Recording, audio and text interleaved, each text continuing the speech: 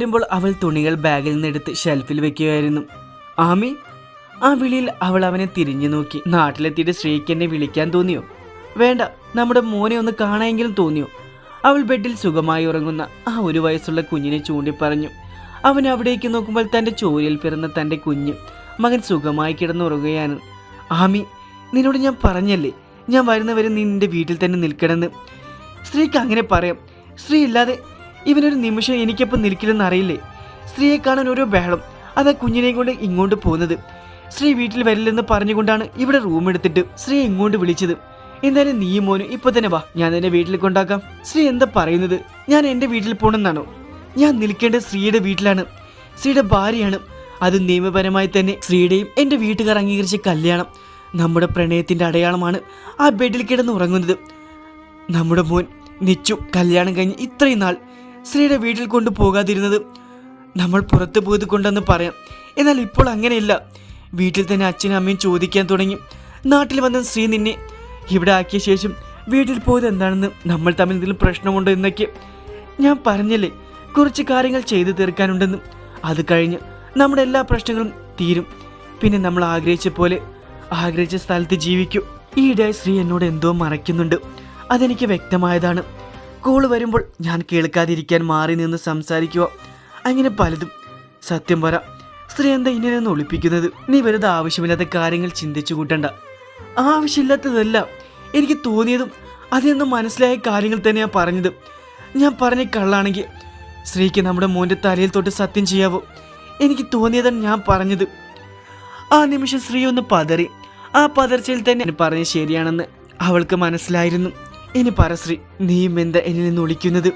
അത് നിന്റെ വീട്ടിലേക്ക് പോലും ഞാനും കുഞ്ഞും വരില്ലെന്ന് പറഞ്ഞു തടയാനും മാത്രം. എന്താ? പിന്നെ സ്ത്രീക്ക് അവളോട് ഒന്നും മറച്ചു വെക്കാൻ തോന്നിയില്ല.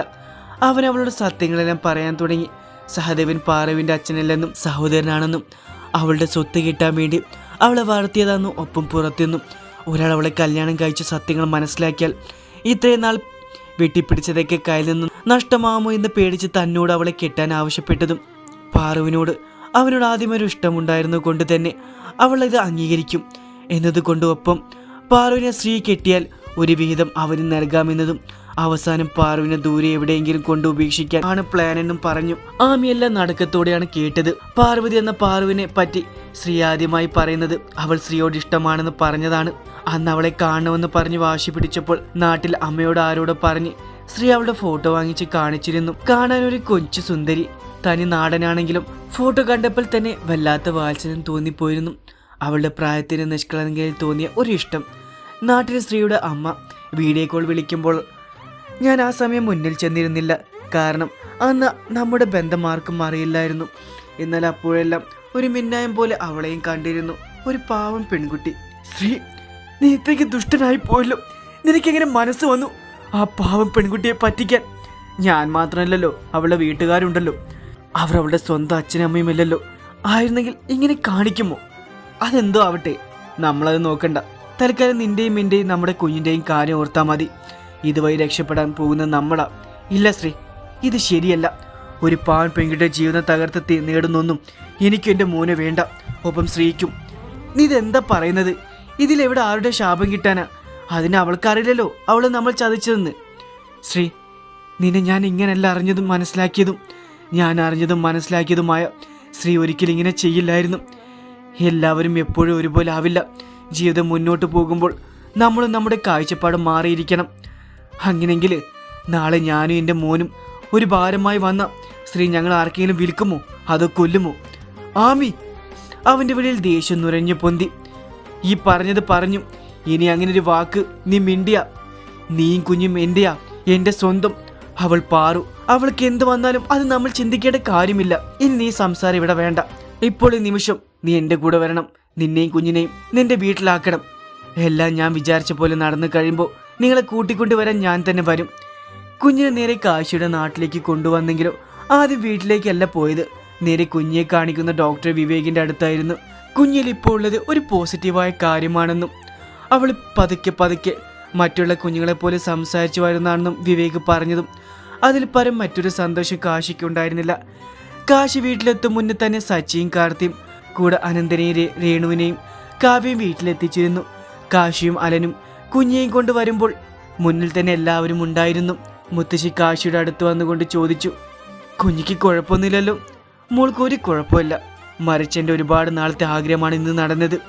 അത് കേട്ടതും എല്ലാവരും എന്തെന്നുള്ള രീതിയിൽ അവനെ നോക്കുമ്പോൾ കുഞ്ഞ് സംസാരിച്ചെന്ന് പറഞ്ഞതും എല്ലാവരിലും കണ്ണീർ മാറി സന്തോഷം നിറഞ്ഞു. ഈ സമയം രോഹിത്തും രശ്മിയും കാശിയെ ഓടി വന്ന് ചുറ്റിപ്പിടിച്ചു. അവൾക്ക് കുഴപ്പമൊന്നുമില്ലല്ലോ? യാത്ര ഒരുപാടില്ലേ അവിടുന്ന് ഇതുവരെ? അതിൻ്റെ മയക്കത്തിലെ ആള്. നാളെ രാവിലെ ആകുമ്പോൾ ആദ്യം നിങ്ങളുടെ അടുത്തേക്കാവും ആൾ ഓടിയെത്തുക. ഇനി കുഞ്ഞ് എവിടെയും വിടണ്ട കേട്ടോ. ഇനി കുഞ്ഞ് എങ്ങോട്ടും വിടില്ല, പോരെ? 2 ദിവസത്തെ അലച്ചിലായിരുന്നില്ലേ മോൾ അന്വേഷിച്ച്? നല്ല തലവേദന, ഞാൻ ഒന്ന് കിടക്കട്ടെ. മോളെയും കൊണ്ട് അത്രയും പനി കാശി കുഞ്ഞിനെയും തോളിൽ കിടത്തി മുകളിലേക്ക് പോകുമ്പോൾ എല്ലാവരും അവനെ തന്നെ നോക്കി നിന്നിരുന്നു. വൈക! ഭീഷ്മ ഉച്ചത്തിൽ വിളിച്ചു. അവൾ വേഗം താഴേക്ക് വന്നു. നീ അറിഞ്ഞോ? പിന്നെയും അവന്റെ കുഞ്ഞ് രക്ഷപ്പെട്ടു. ഇത് എത്രാമത്തെ തവണയാണ് അയാൾക്ക് മുന്നിൽ പരാജയപ്പെട്ടു വരുന്നത്? എന്നിട്ട് അത് എന്നോട് തന്നെ വന്നു പറയാൻ നിനക്ക് തന്നെ ലജ്ജ തോന്നുന്നില്ലേ? നിന്നോട് ഞാൻ എന്താ പറഞ്ഞേ? അവനെ തകർക്കാൻ, അവനെ ഇടം പിടിച്ച് അവനെ തകർച്ചയിലെത്തിക്കാനാണ്, അല്ലാതെ അവനൊപ്പം ഒരു കൊച്ചിനെ ഉണ്ടാക്കാനല്ല പറഞ്ഞു ഞാൻ. ഭീം, നീ മാത്രം വെള്ളപൂശി നന്നാവണ്ട. ഞാൻ അങ്ങനെ പോയില്ലെങ്കിൽ അത് നീ കാരണം തന്നെയാണ്. അതൊന്നും എന്നെ കൊണ്ട് പറയിപ്പിക്കണ്ട. വൈക, തെറ്റ് നിനക്കും എനിക്കും ഒരുപോലെ പറ്റി, ശരിയാണ്. പക്ഷെ ഇപ്പോൾ അതല്ല നമ്മുടെ വിഷയം. അവൻ കാശിയാണ് നമ്മുടെ വില്ലൻ. അവനെ തകർക്കണമെങ്കിൽ ആ കുഞ്ഞിന് വലുതും പറ്റണം. ആ കുഞ്ഞിനെ കൊല്ലാനാണോ ഭീം നിനക്ക് പറ്റാത്തത്? പറഞ്ഞതല്ലേ, എന്ത് പ്ലാൻ ചെയ്താലും അവസാനം വിജയം അവന് തന്നെയാണെന്ന്. അതാ പറയുന്നത്, എടുത്തുചാടി ഒന്നും ചെയ്യാൻ നിൽക്കരുതെന്ന്. തൽക്കാലം റാത്തൂർ അദ്ദേഹം വരുന്നവരെ നമുക്കൊന്നിനും പോകണ്ട. ആ സമയം നല്ലൊരു പ്ലാൻ തന്നെ അയാൾ കാശിക്ക് വേണ്ടി തയ്യാറാക്കാം. റാത്തൂർ വരട്ടെ. റാത്തൂർ വരുന്നവരെ അവനും അവൻ്റെ പ്രിയപ്പെട്ടവർക്കും ഞാൻ ഭീഷണിയെ ആയുസ് നീട്ടിക്കൊടുക്കുക. 2 ദിവസങ്ങൾ മാറ്റങ്ങളൊന്നുമില്ലാതെ കടന്നു പോകുമ്പോൾ കുഞ്ഞുടെയും പാറുവിൻ്റെയും ഹൃദയങ്ങൾ രണ്ടുപേരും കൂടുതൽ ആയത്തിൽ ഉറയ്ക്കുകയായിരുന്നു. രാവിലെ തൊട്ട് കുഞ്ഞിക്ക് നല്ല പനിയായതുകൊണ്ട് ഹോസ്പിറ്റലിൽ കൊണ്ടുവന്നതായിരുന്നു കാശിയും അലനും കാവ്യയും കൂടെ. കുഞ്ഞിക്ക് നല്ല പനിയായതുകൊണ്ട് തന്നെ ഡോക്ടർ അവളെ അവിടെ അഡ്മിറ്റ് ആക്കുകയായിരുന്നു. മോൾ ആഹാരമൊന്നും കഴിക്കാറില്ല നേരെ. ഡോക്ടർ അത് ചോദിക്കുമ്പോൾ കാശി അയാളെ നോക്കി പറഞ്ഞു, 2 ദിവസമായി കുഞ്ഞ് നേരെ ആഹാരം കഴിക്കുന്നില്ല. ഞാൻ നിർബന്ധിക്കുമ്പോൾ മാത്രം വല്ലതും കഴിക്കുന്നത് തന്നെ. ഇനി എന്തെങ്കിലും വിഷമം ഉണ്ടായോ ഈ അടുത്തായി? ഡോക്ടർ അത് ചോദിക്കുമ്പോൾ കുഞ്ഞിയെ കാണാതെ പോയത് തൊട്ട് കണ്ടു കിട്ടുന്നവരെയുള്ള കാര്യങ്ങൾ അലൻ തന്നെ പറഞ്ഞു. എനിക്ക് തോന്നുന്നത് ആ സമയത്ത് കുഞ്ഞിൻ്റെ മനസ്സിൽ എന്തോ കടന്നുകൂടിയിട്ടുണ്ട്. അതാണ് ഈ പനിക്ക് കാരണം. അത്രയും പറഞ്ഞ് ഡോക്ടർ കുഞ്ഞിയുടെ അടുത്ത് വന്നു. അവൾ മെല്ലെ കണ്ണുകൾ തുറന്നു അയാളെ നോക്കി. അമ്മ വേണം. കുഞ്ഞിൻ്റെ അമ്മ വന്നില്ലേ കൂടെ? ഡോക്ടർ തിരിഞ്ഞു ചോദിക്കുമ്പോൾ കാശിയാണ് ഉത്തരം നൽകിയത്. അവൾക്ക് അമ്മയില്ല, അച്ഛൻ മാത്രമേ ഉള്ളൂ. അവൻ്റെ സ്വരം ആ നിമിഷം കടുത്തിരുന്നു. നിങ്ങളുടെ വൈഫും തമ്മിൽ എന്താണ് പ്രശ്നമെന്നൊന്നും എനിക്കറിയില്ല. എന്നാൽ ഈ കുഞ്ഞിൻ്റെ ഇപ്പോഴത്തെ അവസ്ഥ, അതിന് ഞങ്ങളുടെ മരുന്നോ മന്ത്രമൊന്നും തന്നെ ഫലിച്ചെന്ന് വരില്ല. അവളുടെ അമ്മ തന്നെ വരണം. കാശി എന്തോ പറയുമെന്നതും അലൻ അവളെ തടഞ്ഞുകൊണ്ട് പറഞ്ഞു. ഡോക്ടർ, വേറെ വഴിയൊന്നുമില്ലേ കുഞ്ഞിക്ക് പനി മാറാൻ? ഒരു ഡോക്ടർക്ക് രോഗിയെ കണ്ടാൽ അറിയാനാവും അവർക്ക് എന്താ പറ്റിയെന്ന്. ആ കുഞ്ഞിന് പുറമേ മാത്രമേ പനിയുള്ളൂ. അതിന് മനസ്സിന് പ്രോബ്ലം. അത് മാറണം എങ്കിൽ ആ കുഞ്ഞിൻ്റെ അമ്മ തന്നെ വരണം. ഞാൻ പറയാനുള്ളത് പറഞ്ഞു. കുഞ്ഞിനെ നല്ലത് ആഗ്രഹിക്കുന്നവരാണെങ്കിൽ ഞാൻ പറഞ്ഞു ഉൾക്കൊള്ളും, ഇല്ലെങ്കിൽ തള്ളിക്കളയും. അവസാനം കുഞ്ഞിന് എന്തെങ്കിലും ആയാൽ ഞങ്ങളുടെ മേൽ കുറ്റം ചേരാൻ വരരുത്, അത്രയും പറയാനുള്ളൂ. അത്രയും പറഞ്ഞയാൾ പുറത്തേക്ക് പോയത് കാശി പറഞ്ഞു. അവൻ ഇനി ഹോസ്പിറ്റൽ വേണ്ട. ഇങ്ങനെയുള്ളവർ ആരെവിടെ എടുത്തത്? ഇവിടുത്തെ കാര്യങ്ങൾ നീയും കാർത്തിയും നോക്കുന്നത് കൊണ്ടാണ് ഞാൻ ഇങ്ങോട്ടേക്ക് വരാത്തത്. എൻ്റെ അടുത്ത് വന്നിട്ട് എന്നെ പഠിപ്പിക്കാൻ വരുന്നു. നിന്റെ ദേഷ്യം അടക്ക്. അയാൾക്ക് തോന്നിയത് പറഞ്ഞെന്നേ ഉള്ളൂ എന്ന് കരുതി ഇന്ന് വരെ അമ്മ എന്ന ചിന്തയില്ലാതെ കൊണ്ടു നടന്ന എൻ്റെ മോൾക്ക് വേണ്ടി ആ മോളുടെ അടുത്തേക്ക് പോകണമെന്നാണോ? എന്നാൽ കുറച്ചു നേരത്തെ മൗനത്തിന് ശേഷം കാർത്തി പറഞ്ഞു, ഏട്ടാ, എനിക്കിപ്പോഴും ഓർമ്മ വന്നത് കുഞ്ഞ് ആദ്യമായി സംസാരിക്കാൻ ഇടയായത് അന്ന് ആ പാർവതി വീട്ടിൽ നിന്ന് വരുമ്പോഴാണ്. അപ്പം കുഞ്ഞിയുടെയും അവളുടെയും സ്നേഹം നമ്മൾ കണ്ടതാണ്. കുഞ്ഞിയെ പിരിയുന്നതിൽ അവൾ ഒരുപാട് കരഞ്ഞുകൊണ്ടാണ് അവളെ ഏട്ടൻ്റെ കരങ്ങളിൽ ഏൽപ്പിച്ചു പോയത്. അന്ന് കുഞ്ഞിയെ അവൾ എടുക്കുമ്പോൾ അമ്മയുടെ കുഞ്ഞിപ്പെണ്ണെ എന്നാ സംഭവന ചെയ്തത്. ഒപ്പം അവിടെ വന്ന ശേഷം മോള് സംസാരിക്കാൻ തുടങ്ങി. അതും അച്ഛനമ്മ എന്ന് 2 വാക്കുകൾ മാത്രമായിരുന്നു. ഒരുപക്ഷെ കുഞ്ഞ് പറഞ്ഞ അവളുടെ അമ്മ പാർവതിയാണെങ്കിലോ? പാർവതിയെ കാണാനാണ് അവൾ കരഞ്ഞതെങ്കിൽ ശരിയാണ്. ഒരുപക്ഷെ കുഞ്ഞിയുടെ മനസ്സിൽ പാർവതി അമ്മയായി കടന്നിട്ടുണ്ടെങ്കിൽ നോ, അതൊരിക്കലും സംഭവിക്കാൻ പാടില്ല. കുഞ്ഞിക്ക് ഞാൻ മാത്രമാ എല്ലാം, അവൾക്ക് അമ്മയില്ല. അതിൻ്റെ ആവശ്യമില്ല. ഇപ്പോഴത്തെ കുഞ്ഞിയുടെ അവസ്ഥ നീ കാണുന്നില്ലേ? കുഞ്ഞിനെ ഇങ്ങനെ കാണാനാണോ നിന്റെ ആഗ്രഹം? പറ. പാർവതി അവളുടെ അവസ്ഥയ്ക്ക് മരുന്നാവെങ്കിൽ അവൾ ഒരിക്കൽ മാത്രം ഇവിടെ എത്തിച്ചൂടെ? അതിന് അവളുടെ നാട്ടിൽ പോകണം എന്നാണോ? എൻ്റെ കുഞ്ഞിക്ക് വേണ്ടി അവളെ കൂടെ വിടണം എന്ന് പറയുമ്പോൾ അവൾ വിടുമെന്ന് തോന്നുന്നുണ്ടോ അവളെ? അതും ഇന്നലെ കണ്ട എൻ്റെ കുഞ്ഞിക്ക് വേണ്ടി. അത് സംശയിക്കണം. എന്നാലും നമുക്ക് മുമ്പിലല്ലാതെ വേറെ എന്ത് വഴിയാണ് ഉള്ളത്? ഒരു വഴിയുണ്ട്. കാശിയും മലനും കാർത്തിയെ നോക്കി. അന്ന് വരാൻ നേരം പാർവതി രാജൻ പ്രണവിന്റെ നമ്പർ വാങ്ങിയിരുന്നു. അപ്പോൾ അങ്ങനെ തോന്നിയത് കൊണ്ടാവും ഇപ്പോൾ നമുക്ക് ഉപകാരപ്പെട്ടില്ലേ? ഇന്ന പിന്നെ എന്താലോചിച്ച് നിൽക്കുക? വിളിച്ചൂടെ നിനക്ക്? ആ സമയം തന്നെ കാർത്തി പ്രണവിന്റെ ഫോണിലേക്ക് വിളിച്ചിരുന്നു. പ്രണവ് പാറുവിന്റെ റൂമിലേക്ക് കയറിയതും റൂം ലോക്കാക്കിയ ശേഷം അവളെ നോക്കിക്കൊണ്ട് പറഞ്ഞു, ചേച്ചിക്കാ ഫോണ്. എനിക്കോ? അവൾ സംശയം ചോദിക്കുമ്പോൾ അവനൊന്ന് മൂളി. ഹലോ പാർവതിയല്ലേ? ഞാൻ കാശിയാണ്, കുഞ്ഞിയുടെ അച്ഛൻ. കുഞ്ഞിക്ക് സുഖാണോ? അവൾക്കൊന്ന് കൊടുക്കാവോ?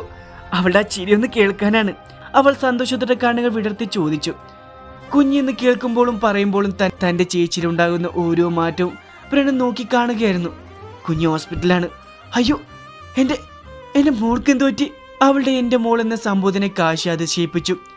ഞാൻ കുഞ്ഞിയുടെ ചെവിയിൽ ഫോൺ കൊടുക്കാം, തനിക്കൊന്ന് സംസാരിക്കാമോ? അത്രയും പറഞ്ഞ് ഫോൺ സ്പീക്കറിലിട്ട ശേഷം കുഞ്ഞിയുടെ ബെഡിൽ വന്ന് അവൻ ഫോൺ വെച്ചു. കുഞ്ഞുമോളെ, അമ്മയുടെ കുഞ്ഞിക്ക് എന്താ പറ്റി? പാറുവിൻ്റെ സൗണ്ട് കേട്ടതും അവൾ ബെഡിൽ കിടന്നുകൊണ്ട് തന്നെ പറഞ്ഞു, അമ്മ കാണണം, അമ്മ വരുക, കുഞ്ഞ് അടുത്ത്. അത്രയും പറഞ്ഞ് അവൾ ചിണുങ്ങി. ആദ്യമായി കുഞ്ഞ് അത്രയും സംസാരിച്ചതിൽ അമ്പരപ്പ് നിൽക്കുമായിരുന്നു കാശിയും മലനും കാർത്തിയും കാവ്യയും. എന്നാൽ പാറു കരയുകയായിരുന്നു. അവൾ തന്നെ മറന്നിട്ടില്ല. ഇപ്പോഴും ആ കുഞ്ഞു ഹൃദയത്തിൽ താൻ അവളുടെ അമ്മയായി തന്നെ നിൽക്കുന്നെന്നറിഞ്ഞതും അവളിൽ മതിവരാത്ത സന്തോഷം അല തല്ലി. അമ്മ വരാലും മോളെ കാണാൻ. ഇപ്പൊ വരുവോ? ഇപ്പൊ അമ്മ എങ്ങനെ വരുന്നേ? നേരെ ഒരുപാടായില്ലേ? നാളെ വരാം അമ്മ. വേണ്ട, ഇപ്പൊ വരണോ? അമ്മയുടെ നല്ല മോളല്ലേ? രാവിലെ അമ്മേൻ്റെ കുഞ്ഞിൻ്റെ അടുത്ത് കാണും. ഇപ്പൊ നല്ല കുട്ടിയായി ഫുഡ് കഴിച്ച് മെഡിസിനൊക്കെ കഴിച്ച് അച്ഛനെ വിഷമിക്കാതിരിക്കണം. ഇല്ലെങ്കിൽ അമ്മ കരുതും കുഞ്ഞിക്ക് അമ്മയോട് ഒരു സ്നേഹം ഇല്ലെന്ന്. ഞാൻ കഴിക്കാം, പക്ഷെ അമ്മ വരും. പിന്നെ ഒരുപാട് നേരം കുഞ്ഞോട് സംസാരിച്ച ശേഷമാണ് ഫോൺ കട്ടാക്കിയത്. പാറു ഫോൺ കട്ടാക്കി ബെഡിലിടുമ്പോൾ അവളുടെ കണ്ണുകൾ നിറഞ്ഞു. കുഞ്ഞ്, എൻ്റെ മോളെന്നെ മറന്നില്ല. നാളെ തന്നെ കാണാൻ പോണം അവളെ. ഞാൻ ശ്രീയേട്ടനെ വിളിച്ച് പറയട്ടെ. അത് വേണ്ട, ശ്രീയേട്ടൻ ചിലപ്പോൾ വീട്ടിലെന്ന് വരില്ല. അത് നിനക്ക് തോന്നിയതാണ്. കുഞ്ഞെ കൊണ്ടുവരാൻ സമ്മതിക്കാൻ ശ്രീയേട്ടന് അറിയാമെങ്കിൽ ഇതും സമ്മതിക്കും. അത് നമ്മുടെ വീട്ടിലേക്കായതുകൊണ്ടാണ്. 3 ദിവസം കഴിഞ്ഞ് കല്യാണം നടക്കേണ്ട പെണ്ണിനെ ആരും വേറെ അടുത്തേക്ക് വിടില്ല. അത് കെട്ടാൻ പോകുന്ന പെണ്ണിനെ അമ്മയായി കാണുന്നൊരു കുഞ്ഞിൻ്റെ അരികിൽ. ഞാൻ പറഞ്ഞില്ലേ അത് എനിക്ക് തോന്നുന്നതാണെന്ന്. അപ്പോൾ ചേച്ചിക്ക് ഞാൻ പറയുന്നതല്ലേ വിശ്വാസം? ശ്രീയേട്ടൻ പറയുന്നതാണല്ലേ? എനിക്ക് നീയല്ല, നീ കഴിഞ്ഞ ശ്രീയേട്ടൻ ആരും തന്നെയുള്ളൂ. എങ്കിൽ ചേച്ചി ഞാൻ പറയുന്ന പോലെ കേൾക്ക്. നമ്മൾ നാളെ കുഞ്ഞിനെ കാണാൻ പോകും, ഇവിടെ ആരും അറിയാതെ. പിന്നെ എങ്ങനെ പോകുന്നു എന്നാണെങ്കിൽ അതോർത്ത് ചേച്ചി തല പുണ്ണാക്കാൻ നിൽക്കണ്ട. എന്ത് വേണമെന്ന് എനിക്കറിയാം. തൽക്കാലം ചേച്ചി കിടന്നു, രാവിലെ എണീറ്റ് പോകണ്ടല്ലേ? അത്രയും പറഞ്ഞ് അവൾ റൂമടച്ച് വെളിയിൽ ഇറങ്ങിക്കൊണ്ട് അവൻ തിരിഞ്ഞു നടക്കുമ്പോൾ കഴിഞ്ഞ ദിവസം ശ്രീ വരുമ്പോൾ അച്ഛനും അമ്മയും ശ്രീയും പറഞ്ഞ് കേൾക്കാൻ ഇടയാതെ ഓർത്തു. അവർ പറഞ്ഞ ഓരോ കാര്യങ്ങളും അറിയ സ്വന്തം അച്ഛനോടും അമ്മയോടും ദേഷ്യം തോന്നുകയും ഒപ്പം തൻ്റെ പാറു ചേച്ചിയോട് കൂടുതൽ സ്നേഹവും സഹതാപവും തോന്നിയവന് എന്തോ തീരുമാനിച്ചുറപ്പിച്ച പോലെ അവൻ തൻ്റെ റൂമിലേക്ക് പോയി. എന്നാലും എങ്ങനെ കുറഞ്ഞ ദിവസങ്ങൾ കൊണ്ട് അവൾക്ക് എൻ്റെ മോളുടെ മനസ്സിൽ ഇടം പിടിക്കാൻ കഴിഞ്ഞത്? അതാണ് യഥാർത്ഥ സ്നേഹം. അവൾ നമ്മുടെ കുഞ്ഞിക്ക് നൽകിയത് കലർപ്പില്ലാത്ത സ്നേഹമായിരുന്നു. അതുകൊണ്ട് തന്നെയാണ് കുഞ്ഞിക്ക് അവൾ തൻ്റെ അമ്മയായി കാണാൻ കഴിഞ്ഞത്. അതിന് കാശിയൊന്ന് മൂളി. എന്നാൽ അവനുള്ളിൽ ഒരു കനൽ തന്നെ ഇരിഞ്ഞു തുടങ്ങിയിരുന്നു. കുഞ്ഞ് അവളിലേക്ക് ഇങ്ങനെ അടുത്താൽ എന്തെങ്കിലും അവൾക്ക് കുഞ്ഞിൽ നിന്ന് അകന്നു പോകേണ്ടി വന്നാൽ അത് കുഞ്ഞെ ബാധിക്കുമെന്നുള്ള പേടി, ഭയമെല്ലാം അവനെ നിറഞ്ഞു.